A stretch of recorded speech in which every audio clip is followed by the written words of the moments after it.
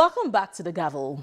The 8th National Assembly was inaugurated on June 9th, 2015, and so far it's been a roller coaster ride of drama, suspense and intrigues. Nigerians watched how the leadership of the Senate and the House of Representatives emerged in a dramatic twist.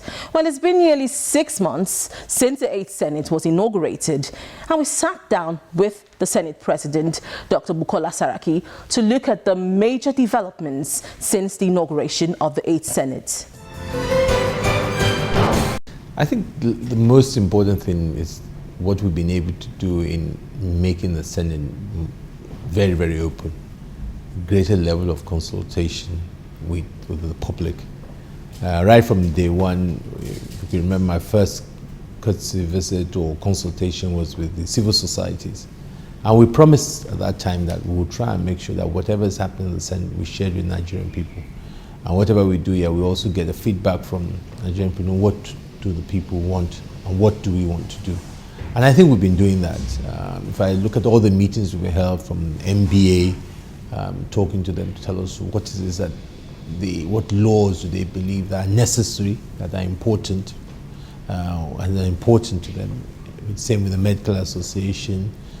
We did so with Labour as well. We had consultation with Labour, the Economic Summit Group, the Stock Exchange, CBN Governor, and we also had discussions with the Public Commission. So the orientation has always been that what our concern about what is going to make the 8th Senate different is that we want to impact on Nigerian people's lives.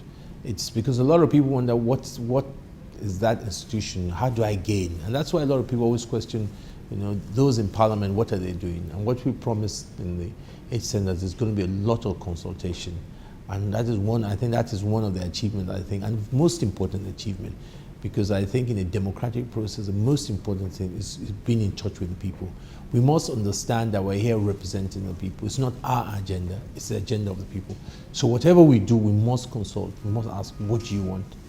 Is this what you want? Or this is what we're doing. For the first time now, we're having live updates, conversations happening on the floor of the chamber. Nigerians can hear about it almost instantaneously, either on Facebook or Twitter. We've got to a stage where even in ministerial screening, we have events that are important, where you have live streaming of this kind of event. So I would say the Senate is much, much open than it was before. Secondly, also, is the fact that right from day one, we said, what is going to be our agenda? We must have a legislative agenda. We must have an agenda that is in sync also with Mr. President's agenda, in sync with the electoral promises that we've made. It's not just coming into the Senate every day and finishing a session. We must have an agenda that we can be measured by. And that agenda must be what will impact on people's lives, what can improve the lives of our people, and that agenda we're put forward. That we've been able to do as well. The agenda is about trying to identify what is the problem to the layman in the street. Number one issue is you talk about things like security, you talk about unemployment, you talk about the economy itself. And one of the areas we looked at was that instead of us just coming, let us identify which bills, which new laws will impact on our people. Not just pass bills for the sake of passing bills, or there are bills that are the choices of individual senators without really impacting. So we prioritize. So where the average Nigerian is saying that, look, all this road, Ministry of Works cannot complete them, when will I ever have good roads? If we can look at ways by which we can come in with laws that will enable the private sector to say, these major roads, we will take them. We don't need to wait for when government will have its budget to be able to do that. But if in a 2-3 month period, you begin to see bills or laws that impact on your lives, then you now begin to know the relevance or the importance of the National Assembly. Now, obviously, there are challenges arising from how you emerged as President of the Senate. Some of your party members have not forgotten or even forgiven you for, emerging as Senate President against party wishes. How is this affecting your work as a Senate President, and how are you dealing with this issue? Well, I think, look, how I've emerged is another perfect example of democracy in action. I think that, look, what came out on the 9th of June was largely the fact the senators decided that they as senators want to choose who their Senate president is, and that nobody else will choose their Senate president. They will go out in line with the Constitution and our rule books and choose who they want, and that's democracy, and that is why I emerged unopposed. Even if it was a full House, I would still have emerged because of the support of the senators. And since then, any opportunity that senators had to discuss issue of confidence and leadership, it has been very resounding and very loud, where you have over 82, 83 senators saying that this is their vote of confidence in the Senate president. I mean, I was in Senate, in the 7th Senate, and even then, having that number, it's a strong message. And I think it's clear there that the confidence of the Senate and the support is there. That's number one. Like anywhere else, not everybody will agree. There will always be dissenting voices on the issue. But when you're out of 108, you have over 82 speaking loudly on something. I think democracy is in action, and what we should all do as Democrats is to accept that and work with that. Now, would you say the crisis over your emergence as a Senate president is over? Well, I would say that by and large within us in the Senate, very pretty much so. I think that you still have, as I said, you cannot have 100% on board. You still have a few people disgruntled, but with time, they would, once, as I said, settle down to do. Most of those who are still, there is because, they are getting maybe encouragements from outside the Senate. And that's why I said the interference, once that is reduced, a lot of people will move on. I don't think it's good. There's no division per se in the party, because majority of those in the party are in one position, in speaking in one line. No, I don't believe so. I believe that there are individuals that who, but if you look at from where they were before and now, even if you observe in the Senate now, even among senators now, there's a better relationship between people that begin to. There were senators before that just to keep to themselves, but now they're all interacting, and I'm sure with time that will be behind us for sure. Now we're going to look at your trial at Code of Conduct Tribunal. Do you think you have a chance of absolving yourselves from the allegations being leveled against you? I've said, the way it matters in court, I said at the beginning of the case that it's very clear to me, and anybody who's not been biased to know that this is not a case of persecution in the sense that these are issues that have only arisen because I'm Senate President, and no other reason. When you begin to talk about issues of over a decade ago, and most importantly is that there are procedures. The law, we in the National Assembly set up the law of regards code of conduct, and the law is very, very clear. Section 3D of the law, as I said that day, is very, very clear. And if you read Section 3D, it tells you what things needs to be done before you go to tribunal. And in this case, that has not been done. And so I am confident that the justice system would at the end will prevail. The right thing will happen, because I believe in our judiciary system, and I believe our judiciary will also emerge that the law is respected. There's no ambiguity in the law, very clearly. The law says very, very clearly on what needs to be done before you go to tribunal. And very clearly that was not done. There was obviously some urgency, some rush to go to the tribunal. That is very unfortunate, because we do more harm into our anti-corruption drive when we begin to bring in politics into anti-corruption drive.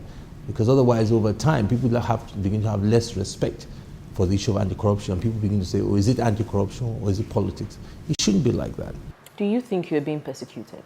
I know that I'm being persecuted, because, as I said, that the laws are very, very clear. And as I said many a times, that if I were not the Senate President, I don't think that case will arise. And I said this is a case of over 13 years ago.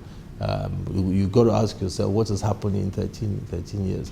But at the end of the day, as I said, I'm confident that the truth will emerge, and that will happen. Now, some people are saying all this crisis, both, first of all, your emergence, the drama over your emergence as the Senate President, and even this one at the Code of Conduct Tribunal, is because of 2019, that you have plans to contest for the presidency in 2019. What are your thoughts about that? I think it would be irresponsible, any politician, honestly, irresponsible, insensitive, and not fair to Nigerians. If now, after what we've gone through in for the first time, being able to bring a party like APC together, being able to vote out a ruling party with the support of Nigerians, come out on the platform of change to make lives better for Nigerians, and any politician now, just 6 months into government, without delivering anything yet, is talking about 2019. That person is irresponsible. I cannot never be part of that. My focus now is to make a difference. I think that Nigerians are watching us. We must deliver. We must, both for today and for tomorrow. So my focus is to deliver, to be able to say to Nigerians that I took that risk, because it has never happened before in Nigeria. For Nigerians to come against a sitting government. People used to say with all the apparatus of government, we mobilize people. People were ready to stand and say no. On day of elections where there were security forces, people stood, men and women, to say no, we're voting you out and we're voting a new party.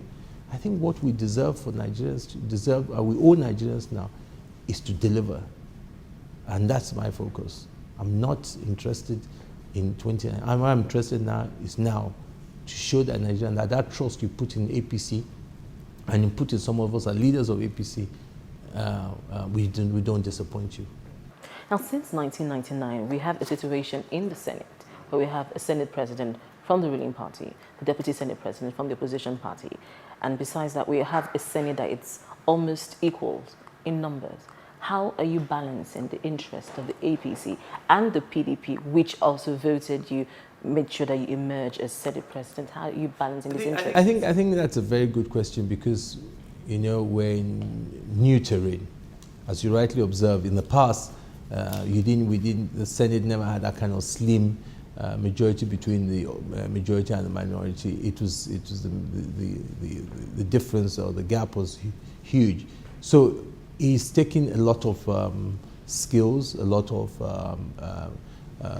engagement, and that is why the issue of democracy in action in the Senate must be respected, because it is very difficult with that kind of slim majority to impose anybody on that kind of environment. It must be what the senators or members of House of Reps, what they want. That is what is key for Nigeria now is a stable National Assembly.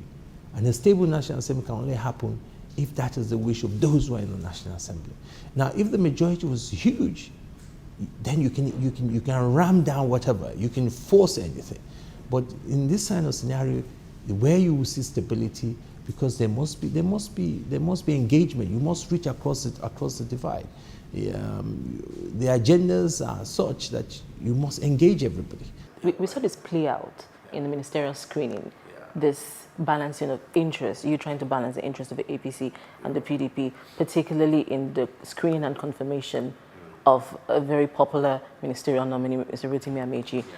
What was the fallout of this? We must agree that at the end of the day that we would agree to differ sometimes. We can't do 4 years in the chamber and every time the APC and PDP will agree. That's not possible. It's not realistic. We will disagree.